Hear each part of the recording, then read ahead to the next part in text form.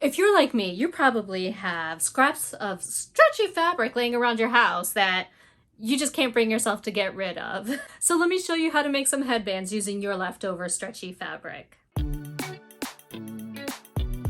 I'm Mari with Mari Sews, and welcome back. I'm on this mission to sew myself a bunch of athletic wear and to master my new machinery, but in the process I found that I've ended up with all of these little scraps of fabric that I just really want to be able to use. After thinking about it for a little, I decided that the perfect use for this would be to make myself some stretchy headbands. So let me show you how to make some headbands. So to make one of these really simple exercise headbands, all that you really need is your stretchy fabric. I like to use the scraps from my leggings. This one is 18 inches long by 4 inches wide. Scissors and your thread and pins. Make sure that you actually wrap this around your head and make sure that you're okay with how this fits, because you may need a bit of a longer piece, or you might actually want to make this wider. So just give that a quick try before we get going. Now that you have your fabric cut out, what I want you to do is fold it in half long ways so that way the right sides are facing. And we're going to pop a couple of pins in here to keep it all in place.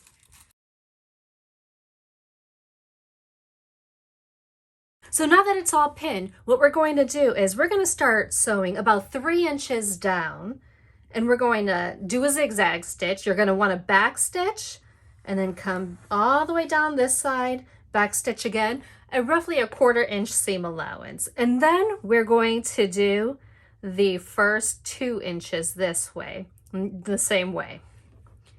What that's going to do is it's going to leave a little hole right here so that way we can flip our headband back out so the right side's showing.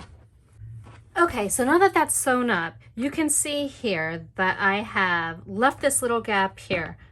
We're going to forget about that for the time being. Go ahead and trim your threads. Now this is probably the trickiest part. What I want you to do is take the end that's furthest away from that opening, and we are going to push it inside out like that. Now my fabric's slippery, so I can get it slipping down there pretty well. So you want to invert it like that. And then what I like to do at this point is I put my fingers inside the loop, 2 of them.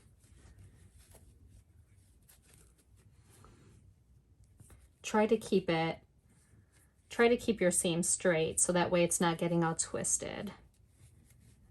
And what I want to do is I want to pinch the inside over here with my 2 fingers, and then I'm going to pull it right on down. Now don't pull it all the way through, because we still need to turn this into one tube. So take the 2 ends here. You see how they came out? So take your 2 ends where the seams are, match those up, and pop a pin in it. And then because this fabric tends to be slippery, I'm going to pop another pin in this side, just so it doesn't move around. Okay, so this is what it looks like. What you're going to want to do now is take this to your sewing machine and sew that zigzag stitch all the way around this opening. Okay, so now you see I've zigzagged all the way around this opening, leaving that open. So just try to do that the best that you can. You can see my stitching here isn't exactly even, but that's okay. After you've got this done, you're going to find that opening and then pull out the other side through that opening.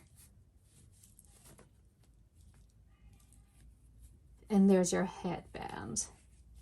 So at this point, you can either hand sew this opening closed, I'm not gonna fuss around with it. I'm just gonna put this under my sewing machine and I'm gonna sew right along this edge in a little zigzag stitch, making sure that I backstitch at both ends.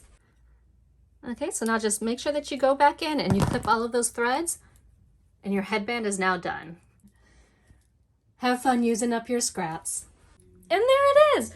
These things are so easy to make, so I hope that you have fun using up your scraps to make them.